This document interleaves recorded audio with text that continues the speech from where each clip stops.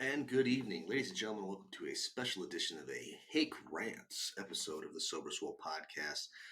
Tonight it'll be just me. So before we get into that, I'd like to give a shout out to Royalty Nutrition. That's royaltynutrition.com. They're a veteran owned and operated supplement company that doesn't automatically go to use the cheapest ingredients possible while making their supplements for you.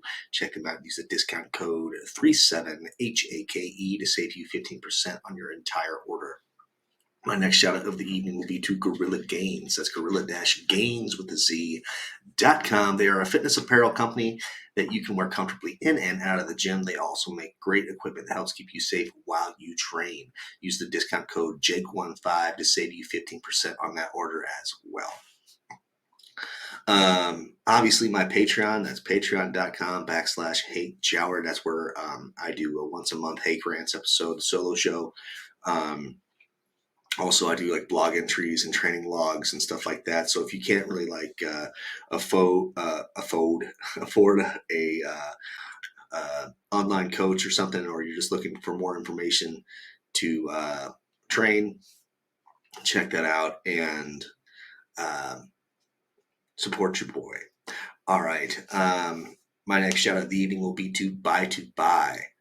From the time you buy to the time they say goodbye. This is DJ Swirl's bread and butter. He does moves, installs, and other kinds of delivery around the valley here in Arizona. So check them out. That's at Buy to Buy on Instagram and buytobuy.com. My last shout out of the evening will be to Buy Studios. The Sober Swole podcast would not exist in the entity that it is today without the Buy Studios. DJ Swirl is an excellent producer and sound engineer. So if you're looking to make content for like Reels or TikToks or just a show of yourself, check them out. That's at Buy Studios on Instagram. Hit them up. Say that the Sober Swole podcast sent you. All right, so obviously it's just me. Ryan is out handling some personal business involving a friend, and honestly, it's one of the damnedest things I've ever heard. So he's taking tonight to spend some time with his family, and I don't blame him at all. I probably would be in the same situation. If you follow us on the X, the Twitters.com, I had said something about the disillusion of the LP Sober Caucus on there. We had talked about that, I think, about a month ago. But I brought it to the table that we dissolve. For those of you who don't know what the LP Sober Caucus was, it was a caucus in name only. Really, it was a bunch of guys that met through the Liberty Movement who are also in recovery that wanted to do something good for other people looking to get into recovery or have harm reduction type things like clean needles and stuff like that to, while they're in active addiction, at least they're not getting heroin. They're not getting HIV and other funky crap. So we raised a good amount of cash, helped a few people get into, I believe, rehabs and a sober living house. But our founder left to go start Shred the Stigma. Check them out, and they're a great organization. And we had another officer. Pardon me. We had another officer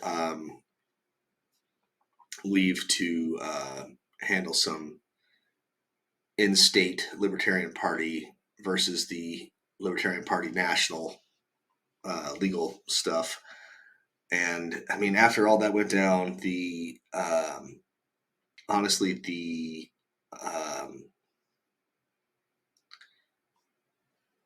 momentum died. It died.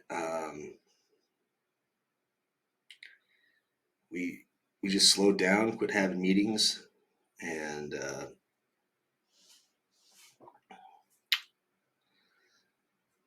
I brought it to the table in our personal chat that maybe it was time to disband, and everyone agreed. So the money we raised, we're sending. Shred the Stigma's getting a good chunk of money um, once everything is settled and processed. And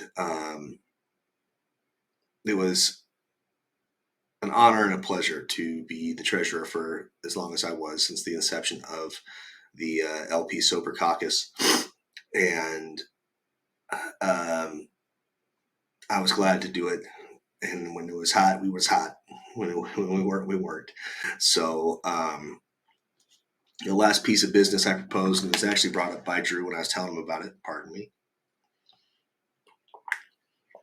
Um, was it'd probably be a good idea to leave it in there that if someone else wanted to um, start up the caucus again or start up the charity again, that they should be able to take the reins and make it happen. So, I mean,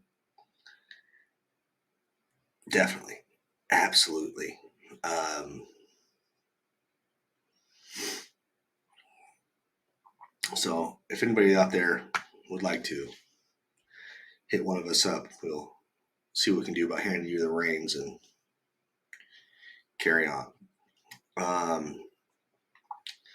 The other big update with me was last week my dogs were out eating, and the Basset Hound, whose name is Flash, bit my Chiweenie, whose name is Loki, and he had just a little scrape on his leg. But so I cleaned it and I wrapped it, and just went about living.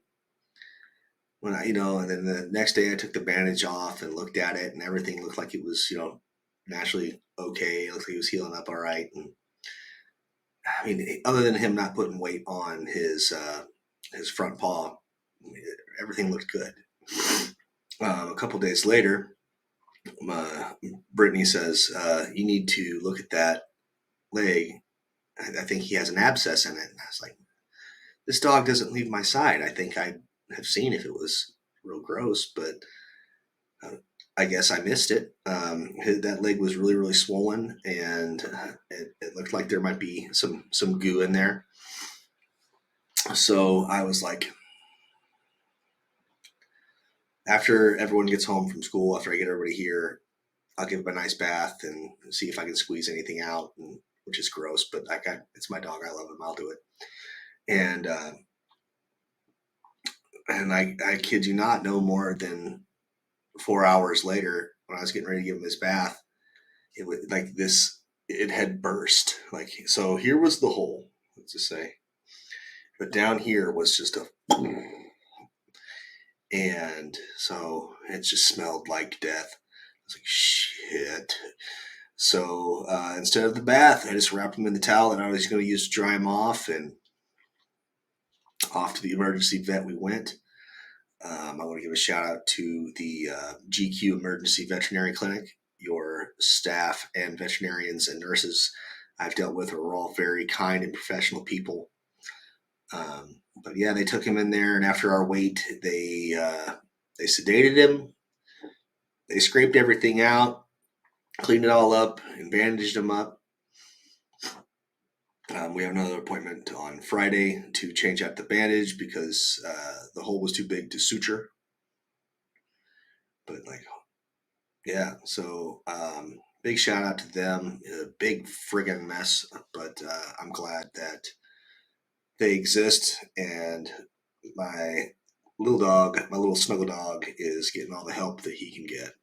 So they are greatly appreciated. I'm still sober. Still, I haven't really trained this week. I ate like shit the past 2 days. To be honest, I was eating my feelings, but that'll stop. And yeah, yeah, that'll stop. The I can't return to full blown squishy dad. I shan't. But anyway, that's all that's going on with me personally. I want to once again reiterate that it does not make you an anti-Semite to be against the death of innocent women and children and other defenseless people. It doesn't make you wrong for peacefully protesting that your government stop funding it. And it's not wrong to call out your government for using its weapons to kill innocent people. The United States has had a problem with killing civilians for a long time now. And even though we're not doing it directly in this situation, it is still 1,000% wrong. And we need to come to grips with that and stop killing people that aren't actively against us in a war in any aspect. Anyway, that's all I got for tonight. Thank you for listening to this quick and easy rundown episode of